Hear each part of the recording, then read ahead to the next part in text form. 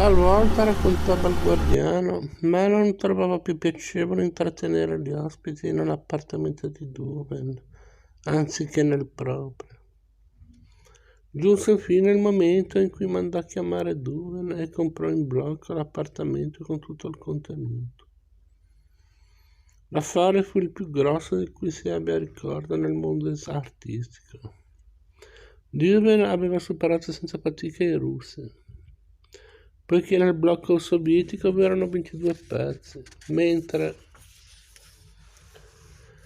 il suo ne contava 42. Melon aveva pagato ai russi 7 milioni di dollari, 4 miliardi e 375 milioni di lire. A Duven ne pagò 21, 13 miliardi e 125 milioni. Duven fu così in grado di liquidare il credito di 6 milioni di dollari che la Banca di Londra le aveva accordato per 30 anni e di costituire una rendita vitalizia in favore della moglie e della figlia.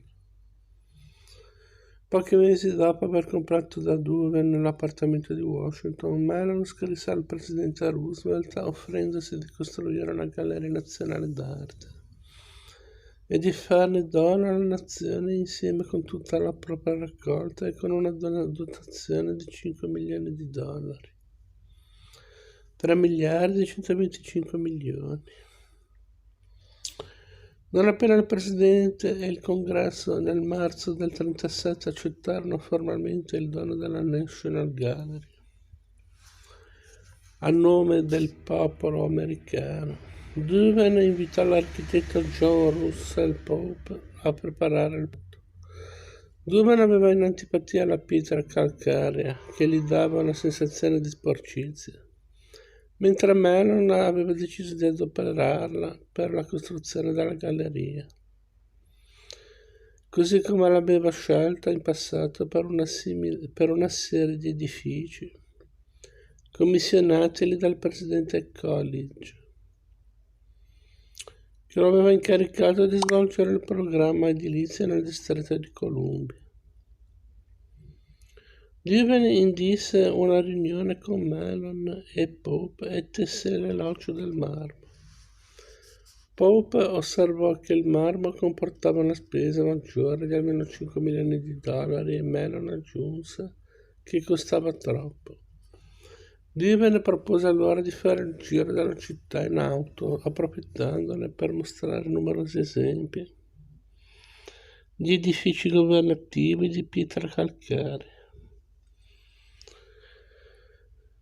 Essi avevano infatti un aspetto squallido e sporco, o perlomeno Duven affermò che l'avessero. Alla fine Melon cedette. Grazie per la passeggiata in macchina, sospirò. È stata la passeggiata più cara della mia vita. Perché hai fatto tante stelle per il marmo? Domandò qualcuno a Duven. Che differenza fa? Oltretutto Melon avrà 5 milioni di meno da spendere da te.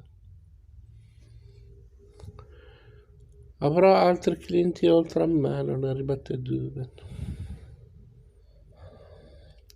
Ed essi pure vorranno che i loro dipinti entrino nella National Gallery. Il primo dei clienti ai quali Duven pensava era Samuel Kress, altro grande finanziere americano. Kress non acconsentì a trattare con Duven finché Melon visse, poiché per Duven Melon rappresentava il numero uno. Allorché Melon morì nell'agosto del 1937, Duven fece subito intendere a Kress che ormai possedeva la statura necessaria per divenire lui stesso il numero uno. Grazie all'aiuto di Duven, Kress poteva crescere in maniera decisiva il contenuto della National Gallery. Tutto lavorava in favore di Duven, anche la decisione che Melon, nella sua modestia, aveva preso di non dare il proprio nome alla galleria. Melon non credeva nel valore di quella specie di fanfara personale e debba osservare a un amico che sebbene la Smithsonian Institution debba il suo nome a James Smithson, su 1 milione di persone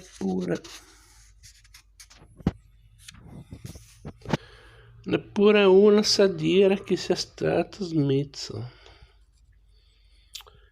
Insigne clinico inglese 1765-1829, cedette il suo patrimonio al governo americano per creare un istituto per la diffusione delle conoscenze scientifiche. Kress aveva comprato una tale quantità di opere d'arte che a un certo momento aveva progettato di costruire una galleria propria. Tuttavia la National Gallery, appunto perché nazionale, appariva più adatta. Kress si preparava con molta cura alle sedute con Duveen, con tutti gli altri grandi clienti. Egli parlava e decideva lentamente.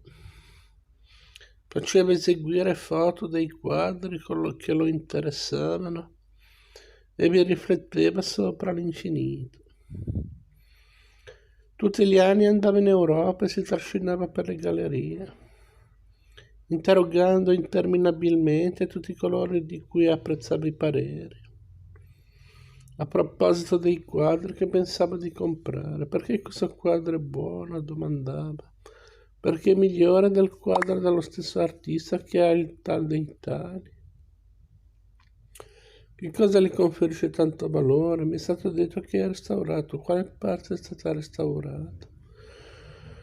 Quella nuvola nell'angolo superiore a sinistra è stata ridipinta o è la nuvola originale? Con tutti questi ritocchi dovrei pagarlo così caro? L'interrogatorio continuava senza interruzione.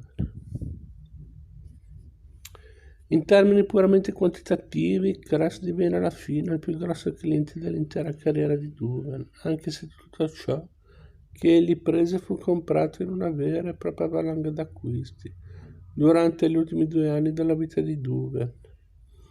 Prima di morire, infatti, Duveen aveva venduto a Kress opere d'arte per oltre 20 milioni di dollari, 12 miliardi e 500 milioni di lire.